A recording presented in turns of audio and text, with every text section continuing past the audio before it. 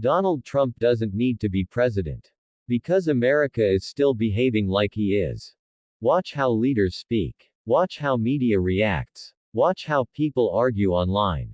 Even without executive power, the Trump effect is still running the system. Not quietly. Not subtly. But structurally. This video is not about Donald Trump the man. It's about the Trump effect. The behavioral, political, and media patterns he left behind. We're going to expose what the Trump effect actually is, why it didn't disappear when he left office, how it still shapes decisions, language, and conflict, and why America hasn't returned to normal. Because people keep asking the wrong question. Will Trump come back? The real question is, right finger, can America function without the Trump effect? Because even when Trump is quiet, the system is still loud. The Trump effect wasn't built overnight. It came from 3 shifts. 1. Conflict replaced credibility. 2. Emotion replaced policy. 3. Reaction replaced leadership. Trump didn't invent these trends. He accelerated them, aggressively. Before Trump. Leaders spoke carefully. Media filtered extremes. Disagreement had boundaries. After Trump. Leaders perform for attention. Media amplifies extremes. Conflict becomes identity. The effect outlived the cause. Think of a rule breaker in a group. Even after they leave, the group stays tense. Rules feel optional.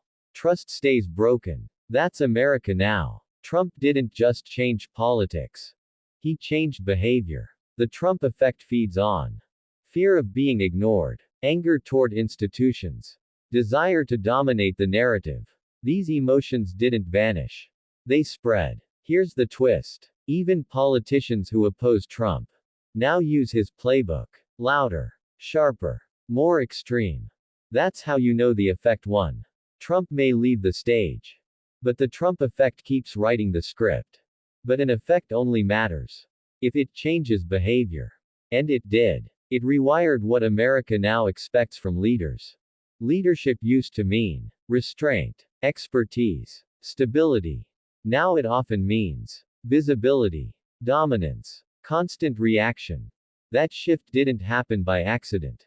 This section explains how leadership standards were lowered, then replaced. Why loudness now competes with competence. How attention became authority. Why serious leadership struggles to break through. Because once leadership becomes performance, governance becomes secondary. And once performance is rewarded, substance becomes optional. The Trump effect taught leaders 3 lessons. 1. Visibility beats preparation. 2. Emotion beats explanation. 3. Conflict beats consensus. Future leaders didn't resist this. They adapted to it. Before Trump. Leaders earned attention. Silence could signal strength. Mistakes demanded accountability. After Trump. Leaders chase attention. Silence signals weakness. Mistakes extend relevance. The incentives flipped. Imagine a workplace where the loudest person gets promoted every time. Eventually, everyone gets louder. That's modern leadership. The Trump effect rewards certainty over nuance, strength over humility, winning arguments over solving problems. It feels powerful. It feels decisive. It isn't always effective. Here's the realization. Many leaders who criticize Trump are copying his style. Because it works. Trump didn't just change leaders. He changed what leadership looks like. But leadership doesn't survive without an audience. And that's where the Trump effect became permanent. Trump didn't just use the media. He retrained it. Not through force. Not through control. But through attention economics. This section breaks down why the media couldn't let Trump go. How outrage became a business model. Why coverage turned into amplification. How attention itself became political power. Because when media survives on reaction, neutrality becomes unprofitable. And when outrage pays, calm loses value. The Trump effect exposed a truth media didn't want to admit. Trump wasn't just news. Right finger Trump was engagement. Clicks. Ratings, shares, debate. Every reaction fed the system. Before Trump. News filtered conflict. Extremes were contained. Gatekeeping mattered. After Trump. Conflict is foregrounded. Extremes are highlighted. Gatekeeping collapsed. Attention replaced judgment. Think of social media. The angrier the post, the further it spreads. The calmer the post, the faster it dies. That logic didn't stay online. It entered newsrooms. The Trump effect thrives on fear of missing out, fear of being ignored, fear of losing relevance. Media didn't choose Trump. The algorithm did. Here's the twist. Even negative coverage strengthened Trump's presence. Outrage didn't weaken him. It amplified him. Trump didn't dominate the media. The media taught itself to need Trump.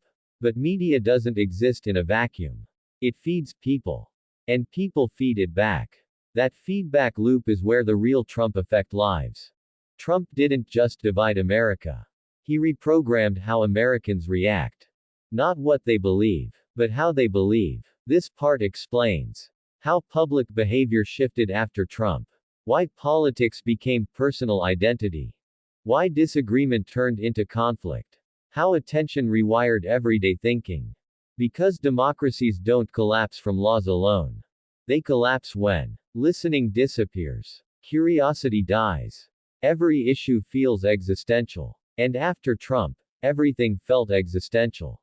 Before Trump, politics was something you followed. After Trump, politics became something you performed.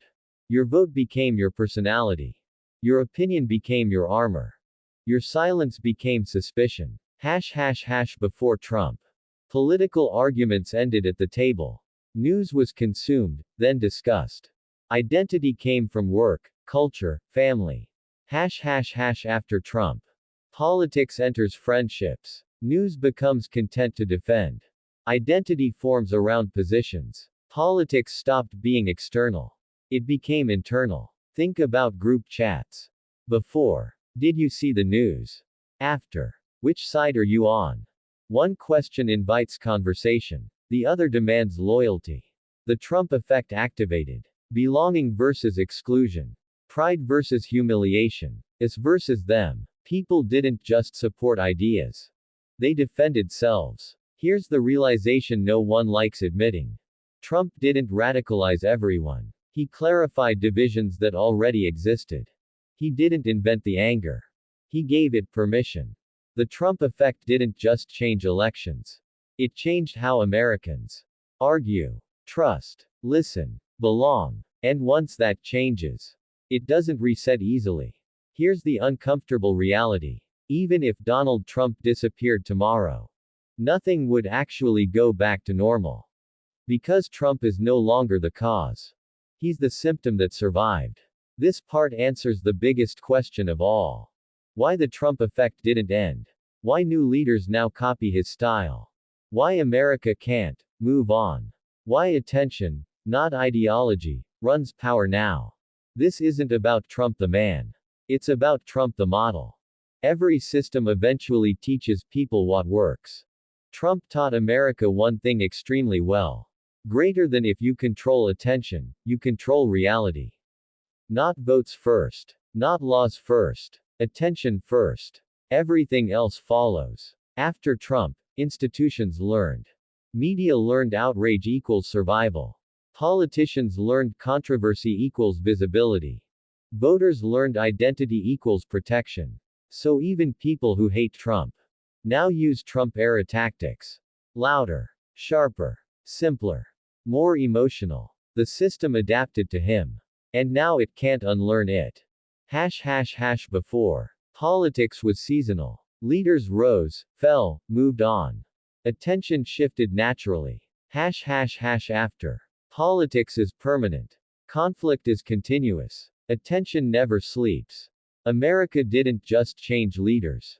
It changed operating systems. Look at modern headlines. They don't ask, what happened? They ask, how will this make you feel?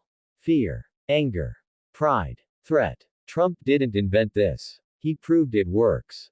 The Trump effect feeds on Anxiety about the future. Loss of trust in institutions. Fear of being ignored. Desire to be seen. Trump didn't promise solutions. He promised recognition. And recognition is addictive. Here's the twist nobody wants to hear. Trump doesn't control America. America rewards what Trump mastered. That's why. New politicians mimic him. Media still orbits him. Conversations still revolve around him. The system keeps choosing him.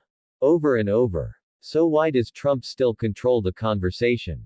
Because the conversation itself was redesigned around him.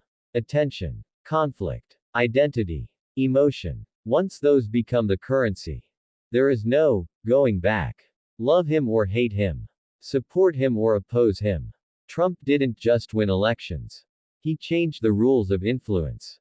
And until America changes what it rewards, the Trump effect will keep running the country. With or without Trump.